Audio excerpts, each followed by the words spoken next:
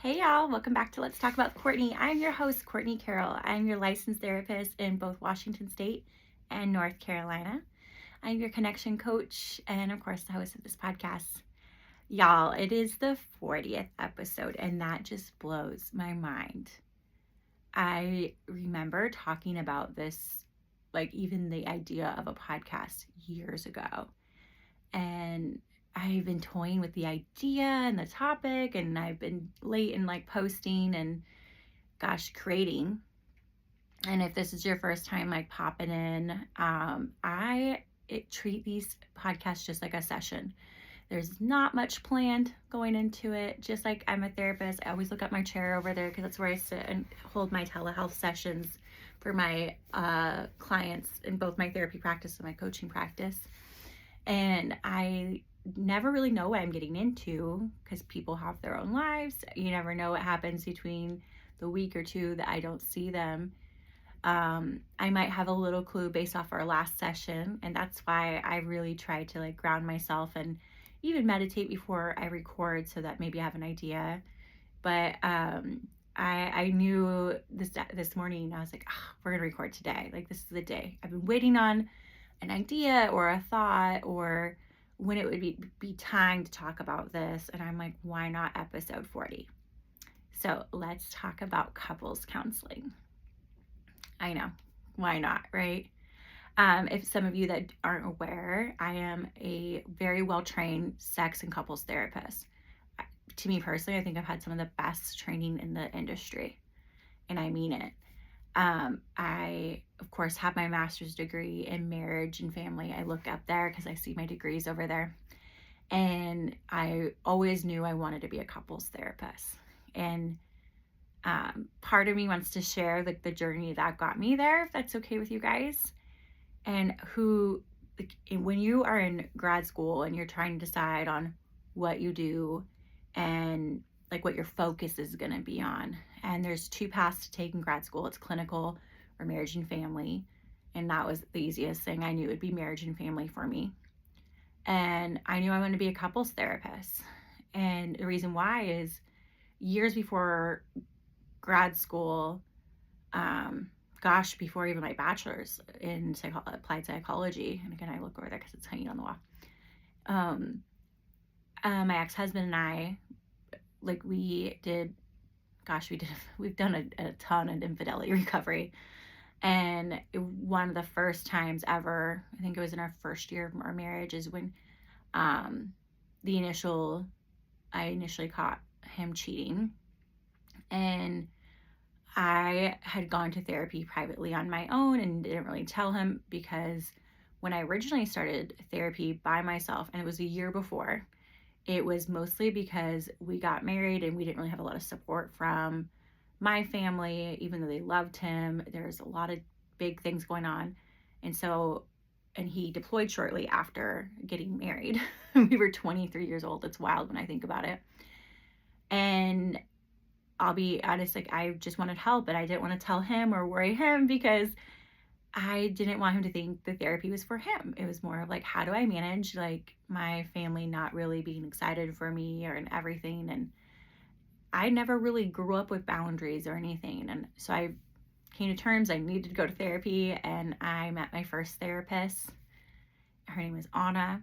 And I remember sitting in that chair and just starting the whole process. And it really, truly helped me get through a few things. I saw her for a couple months and then let it go. I worked through what I needed to do with boundaries and my family and kind of discovering that I can create them my own. Fast forward almost a year exactly after we got married, I find this out. He's talking to someone he's doing high school with, and crazy things. There's several other things he's going through at that time. And I just was so young and didn't understand and was really hopeful. And that's when I opened up to him. I told him about therapy. I was like, hey, by the way, I did this and it wasn't supposed to be a secret. And he really understood like why I went to it. But he also was trying to tell me like, well, you keep things from me too. It's like this thing to like help us, but okay. Anyway, so we go back to Anna and we enter couples counseling. keep in mind, you guys, a year or so before, I've never seen a therapist in my life besides the school counselor. Never once. It wasn't really talked about growing up, at least in my home. You had the school counselor and you had a pastor, and that was about it. So we clearly wanted to work out our marriage or see if we could, and so we started our journey in couples counseling, and I remember it really helping us. Those are some early on days that we've definitely had more infidelity later and more couples therapy later. But I remember like it was like a light bulb, and I felt like this calling, and my ex being military and having where he was at on base there, I was like, people in any type of special operations or special forces or anything, airborne, anything in the military, like we never heard of anyone really talking about counseling either. And the divorce rate at the unit he was in, I think it was like 50-60% or more, here not North Carolina, Washington. And it really helped us. So I was like, you know what? I want to do this. And if I ever knew if I was going to go to grad school, like that was it. I didn't quite get there right away, but like I remember the story and how I was like, what do I want to do? I want to help couples. No one talks about the military about needing help. It's way better in today's world, but you have to keep in mind when we started that, gosh, that was like 2014-ish, 2015. This is over a decade ago. There was no one talking about therapy or couples work. And when I knew I wanted to go for my master's and start I knew who I wanted to work with.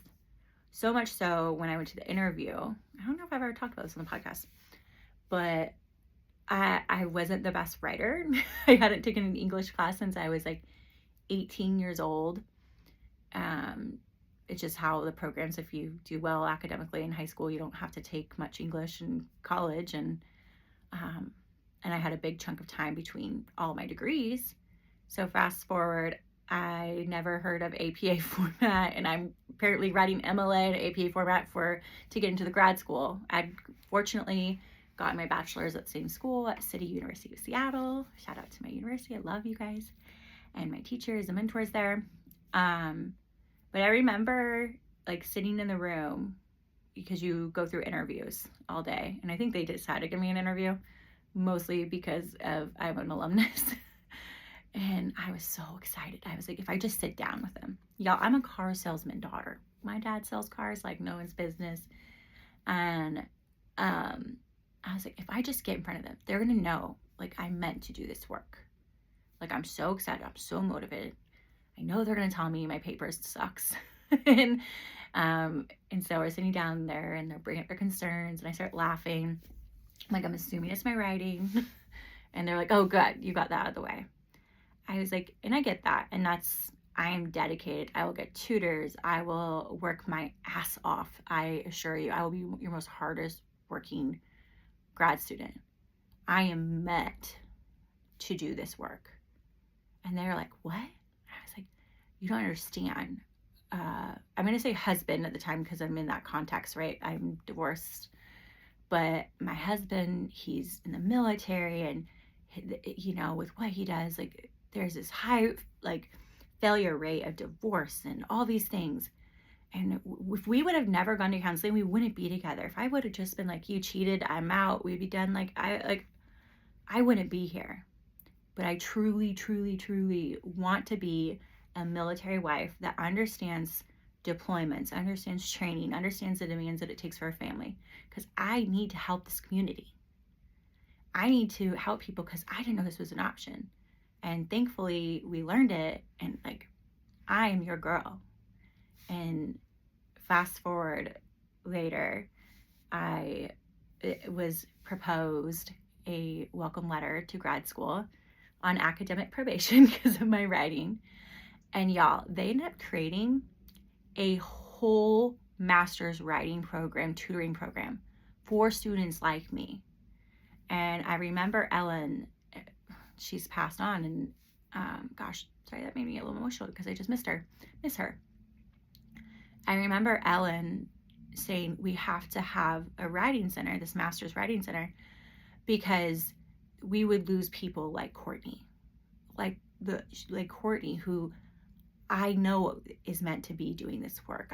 And gosh, it sounds so ego, but like that is delighted and excited to work with couples and has real life experience and has a community she wants to serve. And if we let writing get in the way, we wouldn't have students like Courtney.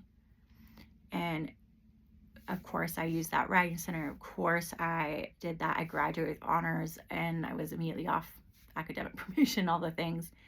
And y'all, I left grad school. I knew what I wanted to do. And going to grad school and learning more about marriage, family, all the things. You got grad school, if you ever go. I did a 3-year program in 2 years, year round. I was really cognizant of my ex-husband's career and where he wanted to be, so I knew I had to do 2 years, which meant like a rapid pace. But it was the best 2 years of my life. It was like going to therapy twice a week, and it's so crazy. And family therapy, like you're seeing all the dynamics. And then when we finally got to couples, which is of course towards the end of the program, I was so excited. And I remember learning about the Gottman method and the theory itself, and being able to actually attend a Gottman level 1 training in Seattle as a student, meeting John Gottman and his wife. And I was blessed with my husband at the time because he joined me. And we got to learn, and I got Gottman level 1 trained and all of that. And then I learned about the theory that lights me up probably the most, emotion-focused therapy.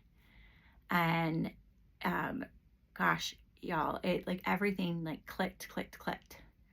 Well, we moved to North Carolina, like literally I think a couple days after graduation. Yeah, I finished school in August and we left. My birthday's August 29th, so we left like literally I think the 30th or 31st, something. And it took a long time. I just knew I wanted to focus and be the best couples therapist I can. With COVID and everything that hit, it was very hard to move from Washington State to North Carolina and pursue, like even to work there. It's one of the 2 states, I believe, where you actually need to pass your national exam. And by like, that is like a 67% fail rate also, by the way. I passed my second try, but it was like a year of shutdowns and everything. It was a crazy time in my life. And I kept holding on that I really, really wanted this. And eventually got to finally work, and I couldn't immediately get into another couples therapy practice. So I joined a local, I think it's like Medicaid. I worked with foster families and everything, and I knew I wanted to get out of that because if I'm ever help kids, I'm going to help parents, hands down. I always was told you'd be a great kids therapist. Even when in grad school, when I interned, I would work with kids and adults. But when I was doing kids, especially under 15, I was doing couples therapy. I was bringing the parents in, and I was finding out what the problem was. And I was like, again, if I can fix a couple, I can fix a family, and I can fix these kids throughout it. It's like, easy. Like, what is it called? Like the pebble, like the ripple effect. That's what it is, the ripple effect.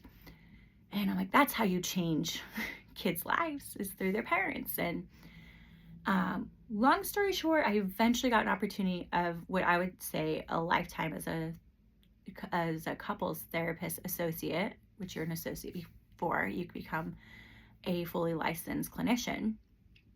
And Awakenings in Raleigh, it's a group practice out there in Raleigh, North Carolina, and led from a world-renowned sex therapist, Dr. Lori Watson.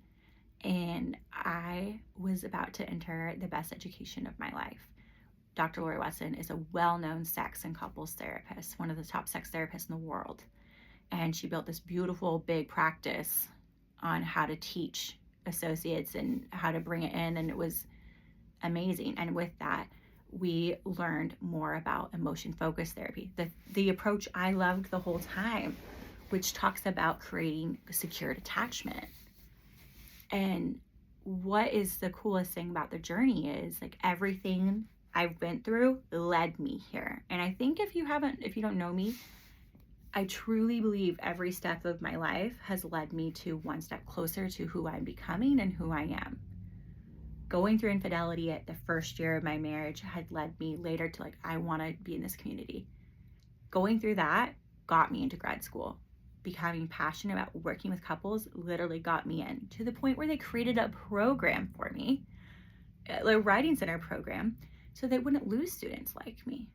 And how cool is that? And like, I still remember feeling so blessed by Alan and my supervisor Michael during grad school, just feeling like, gosh, I have the perfect hands. I'm in the perfect program for me, for me myself. And then North Carolina was so rough to get work there. I even went back to bartending and serving a little bit, waiting to get my license approved to pass this crazy test that most other states require you to have.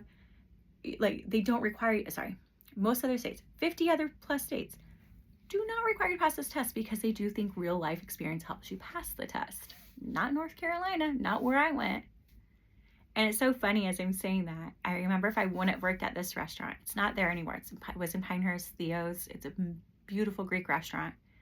I would have never met my friendship group that I have now, the closest friends I've ever had.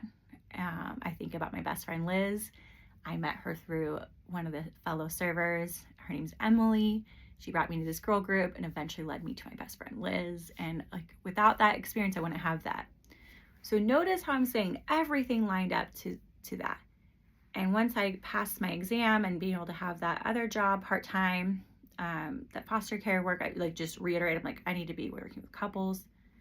And then landing an associate job at Awakenings, learning so much. I had the best education. If you're an associate, to me, you have to pick a practice or it doesn't necessarily have to be a group practice, but it has to be somewhere where you want to learn. And I've never been more eager to absorb all the information.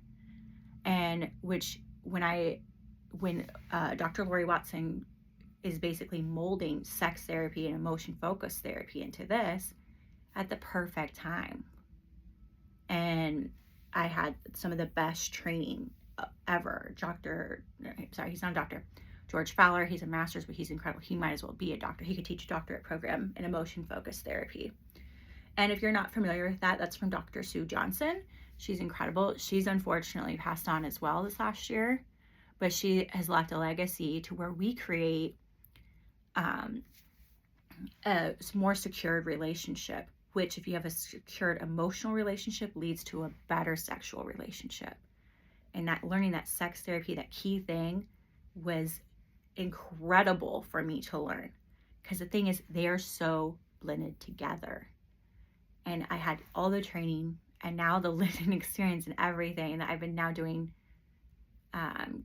for 5 years now plus in couples and sex therapy, where I was able to understand sexual dysfunction versus emotional issues, and dissect sex functions based off of emotional or actually physical symptoms, working with incredible people like pelvic floor therapists. And it was just the best training of my life. And if I wouldn't have moved to North Carolina, if I wouldn't have gone through what I went through, I wouldn't be the therapist I am today. And why I'm telling you this whole story is, when you meet a therapist or you meet a coach or you meet someone, you want to know what they've gone through, you want to know their experience, and you want to know their training and how they're qualified to help you. I am qualified to couples therapy because I have spent almost a decade of my life training and developing myself into it. I call it like a toolbox. I use everything. Anything that works for me. There are some Gottman techniques, the Gottman method. And people always, when they find something, it's like the TikTok algorithm or Instagram. If they hear Gottman, they're like, that's all I want. I want a Gottman therapist. Or emotion focused therapy. That's all I want. I want this.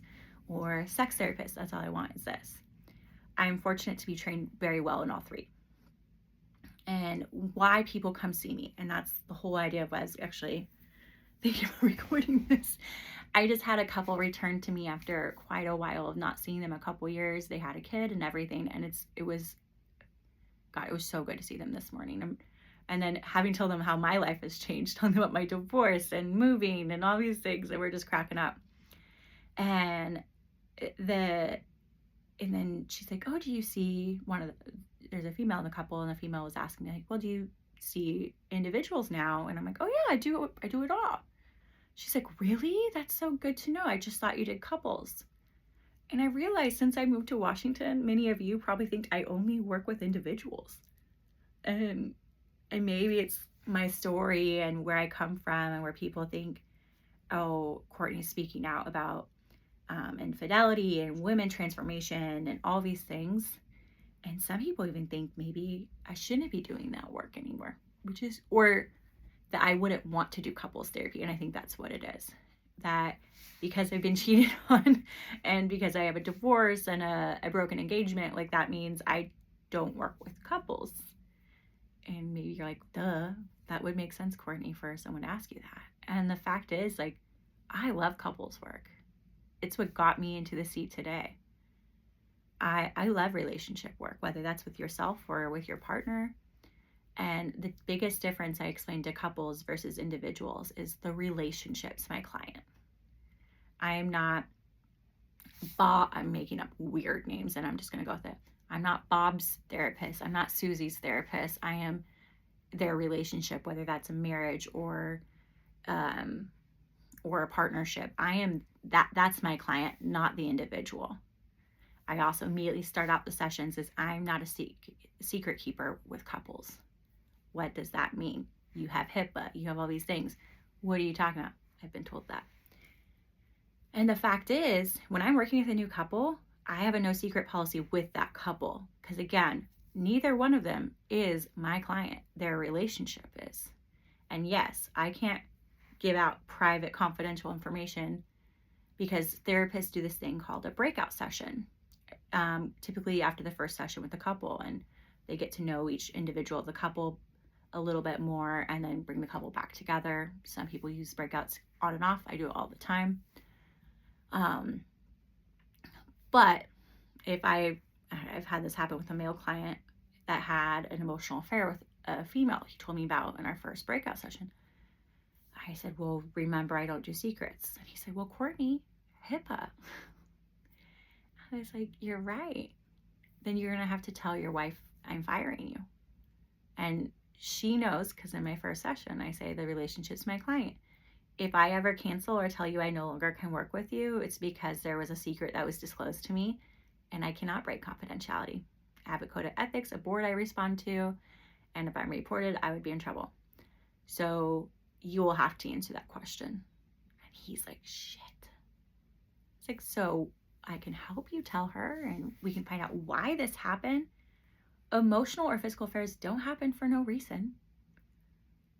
How do we get to that? And how do we explain to her that you're committed and you want to work on your marriage, that's cut off, which is also a requirement. If there's anything outside of it, I won't work with a couple that has active, open things going on that their partner is telling them not to. So that person, if he kept talking to that emotional partner that he had an emotional affair with, I couldn't work with them.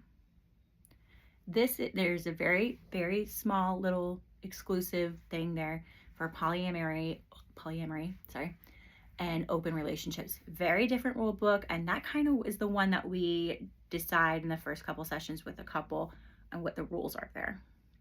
So I want to put that over there in case I get immediately asked that. Well, what about open relationships? Very different client. And again, not all their relationships are my client, just the relationship that's in front of me, right? But anyway, I want to just put that aside, and maybe one day I actually have a great guest in mind that I'm waiting to see if she'll join me for a podcast episode. Can't tell your name yet because I'm fingers crossing she says yes. And talking about those types of relationships. But anyway, what comes to see me? Why would a couple, after not seeing me for a couple of years, reach out to me?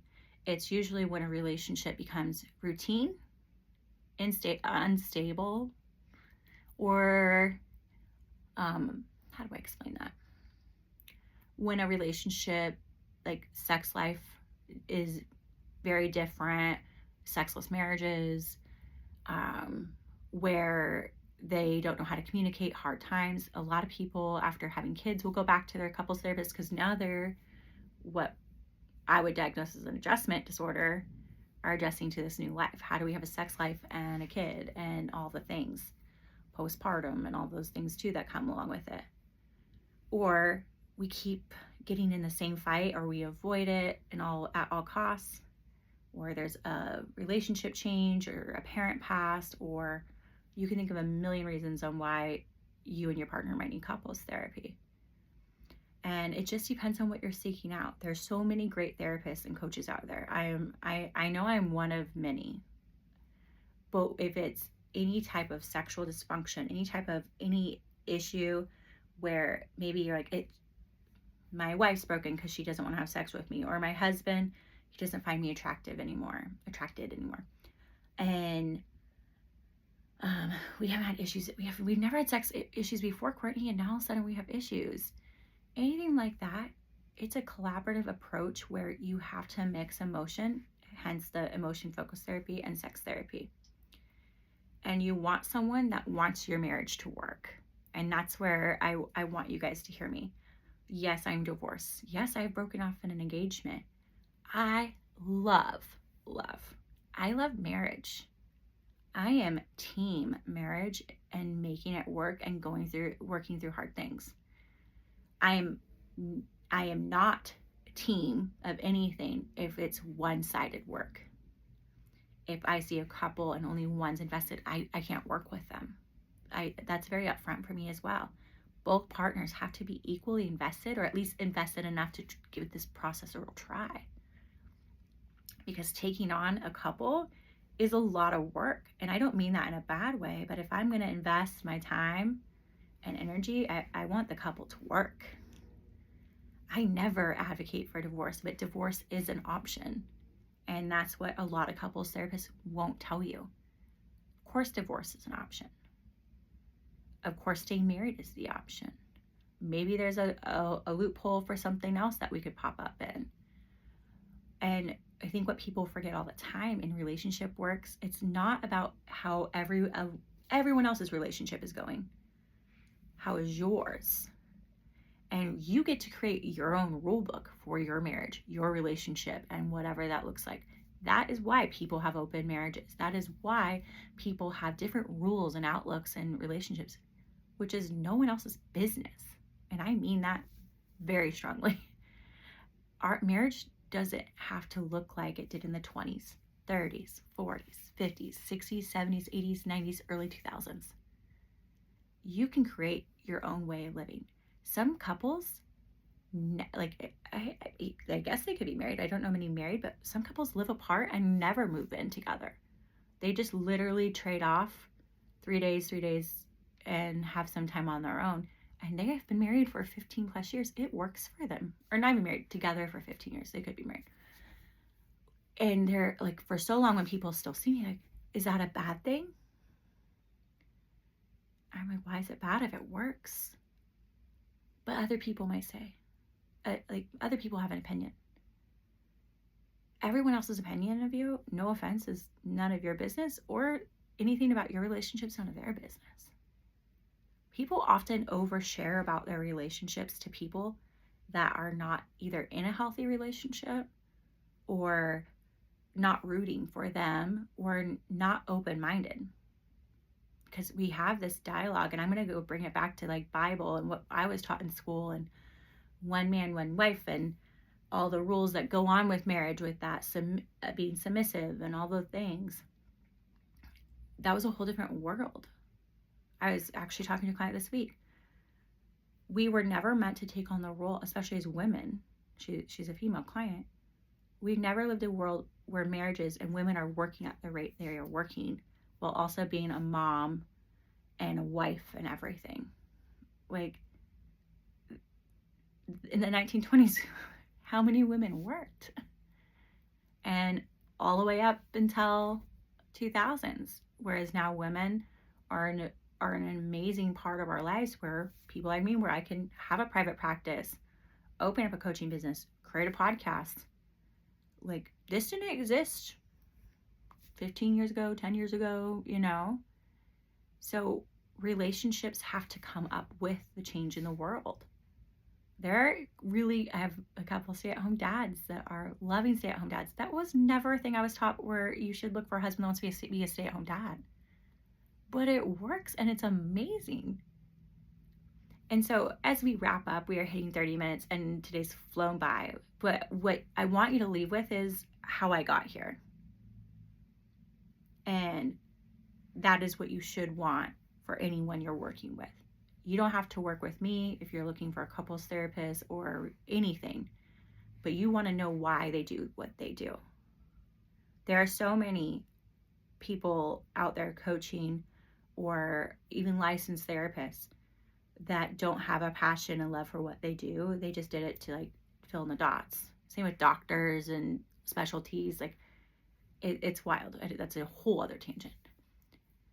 You got to learn why I got into therapy, sneaking in my own individual therapy. So I didn't want to wreck my marriage because I didn't want him to think I was going to therapy for him while he was deployed. And then a year later, finding out he was cheating. And then we started couples therapy, and then how it changed our relationship and really helped us build more solid communication around everything, actually, to where I wanted to switch into a couples therapist role and go to grad school, who I got in front of, and how I got into grad school and what they did for future students that are similar to me, to then moving to North Carolina, really wanting to get the best training I can. And I will talk about more about sex therapy and couples therapy in future sessions.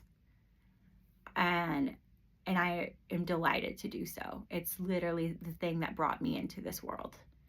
And I think everyone also needs to know, when you go see a couples therapist, there are two options. You work it out, or there's divorce, or you break up, because not everyone's married, of course, for couples to work. And that you can define your own relationship. There is no rule book for a relationship. You and your partner get to decide on what that looks like. And if it works for you, fuck everyone else. And I mean that. Like, if it works for you, that's what matters. Everyone's watching, and I get that. You can't absorb it all.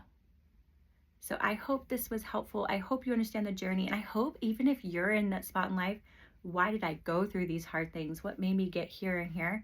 Even if you're just logging in for that, you now know why. Everything usually has purpose and alignment. I think of everything I got me here in front of you. And if you're looking for a couples therapist, I love working with couples. I'm your advocate for your marriage, and I will keep it real and blunt and honest with you, as well as coaching you and guiding you into the best relationship you can have, or a hard decision. But I never want you to think you're alone, or that what you guys are doing is different than other people. Every relationship's different. Anyway, I hope you enjoyed my 40th episode talking about the thing that got me started into all of this. It's been a lot of fun, and I hope this all was helpful. Anyway, I will talk to you guys soon. Thank you so much for all your feedback. And again, if you have questions, concerns, or you want to book with me, we have my private practice site if you're in North Carolina or Washington, where you can go to waymarkcounseling.com. You can book a session with me for coaching or even meet up. My website's CourtneyCarroll.com, or you can message or DM me on social media, or leave a comment here in the sections. We'll be in touch. Have a great day, y'all.